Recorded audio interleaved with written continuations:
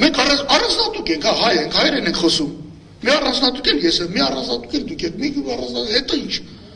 Բերես ես սևին, կես տարի սովորացնում ես, կարողանում ես ծրագրավորում անել։ Եկեք ես բանի վրա հոպ չտանք։ Հիմա այն հասարակ հանգամքային ռեսուրսը ավելի էական է, քան թե ինչ-որ մոգոնած արհեստական ինտելեկտները։ Մի հատ նվիցիայի նման կամ ընկերությունից զբաղվում են, ես դիպսիկում եղել եմ Չինաստանում, Հանջոու քաղաքում,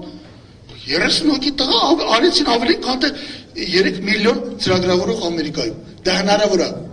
Դա ոչ թե իրանք հանճարեղ էին այդ չինացիները, իհարկե ամենամարդ բանը։ Դու կաղապատայի վաղ հայերն էլ կարողանան անեն, որովհետև սկսում ես սովորում ես, եւ նրանք, որոնք զրոյից են սկսվում, երբեմն շատ ավելի մի անգամ զարգանում են, որովհետև նախկին բագաժը իրենց չի խանգարում։ Էսա։ Ինչպես անենք, որ Հայաստանը իր արժեքը բարձրացնի, այո, մեր կյանքով նա ճիշտ ասեց,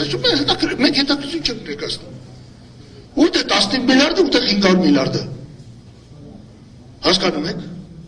Սա պիտի հասկանանք։ Ուրեմն մեկին 30 հարաբերությամբ ենք կռիվ տալիս Ադրբեջանի հետ։ Ուրեմն այնտեղ որտեղ մենք արժեք ունեինք, ասենք օրինակ նոր ռուսների հարաբերությամբ, ռուսները ընդհանրապես թքած ունեն 500 միլիարդի 15 միլիարդի վրա էլ։ Այնտեղ որտեղ արժեք ունենք, մենք այնտեղ ոչնչացնում ենք։ Գնում ենք այնտեղ որտեղ ոչ ոք մեզ չի ասում արժեքը։ Ես չեմ ասում Ամերիկան ուզում Հայաստանը վերանա,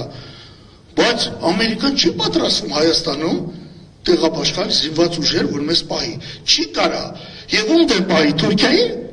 Թուրքիան 100 անգամ կամ Ադրբեջանը ավելի կարևոր է, քան թե Հայաստանը։ Կամ եկեք հասկանանք մի բան։ Թուրքիա-Ադրբեջան հարաբերությունների մեջ լիդերը աստիճանաբար սկսում է դառնալ Ադրբեջանը, ոչ թե Թուրքիան։